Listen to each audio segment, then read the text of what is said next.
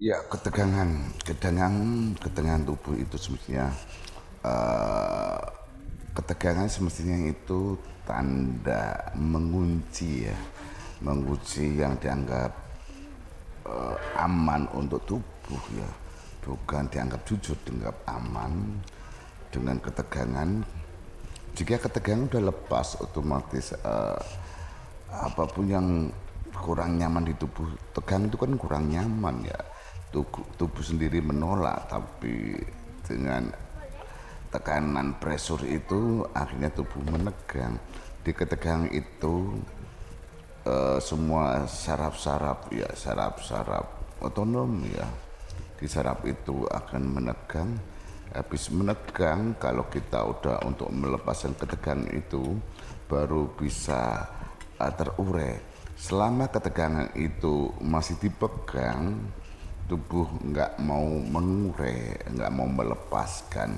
Ketegangan itu semestinya tanda tubuh masih tahap survival ya, bertahan ya, menahan. Tapi ketegangan apapun sampai saraf nggak kuat, tegang, pecah. Jika nggak dirilekkan, nggak dilepaskan selama tubuh itu memikul ya, membebani tubuh dan saraf. Cara melepaskan ya, ya tinggal merelakan tubuh untuk melepaskan ya ketegangan itu. Tapi ketegangan nggak serta merta bisa dilepaskan kalau tubuh itu nggak merasa aman.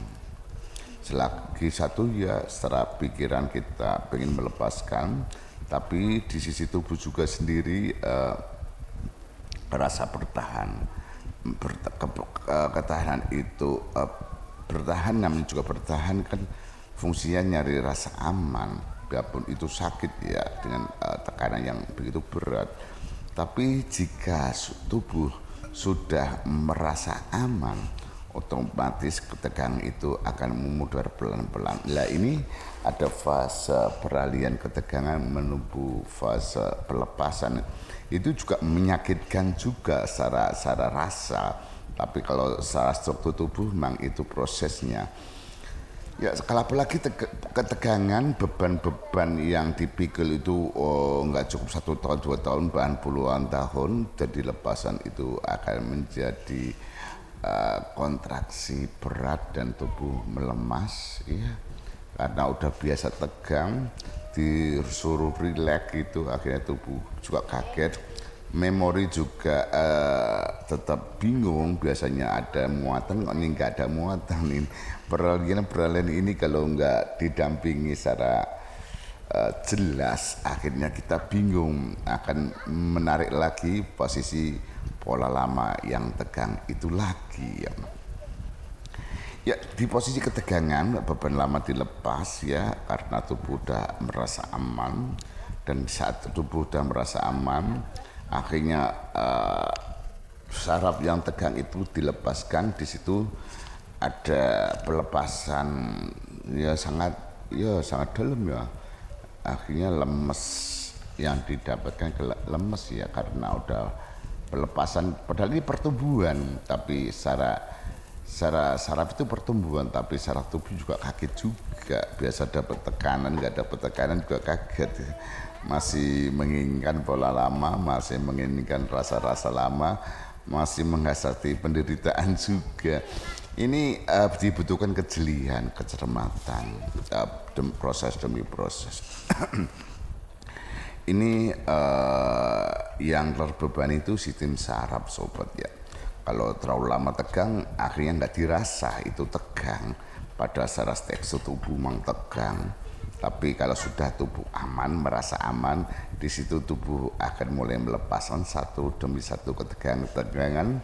Tergantung tegang apa aja itu dilepaskan pelan-pelan. Di situ ada pelepasan muatan ya, akhirnya saraf rileks dan waktu tubuh memang seperti lemah karena kita mau cari pegangan baru, modal baru, dan melepaskan tegangan.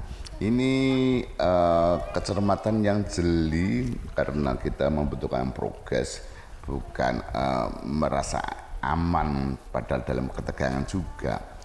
Kalau udah tubuh benar-benar aman, totalitas itu akan terurai dan terlepas, dan di situ ada penyusunan baru saraf-saraf ya, baik saraf otonom maupun saraf pasia.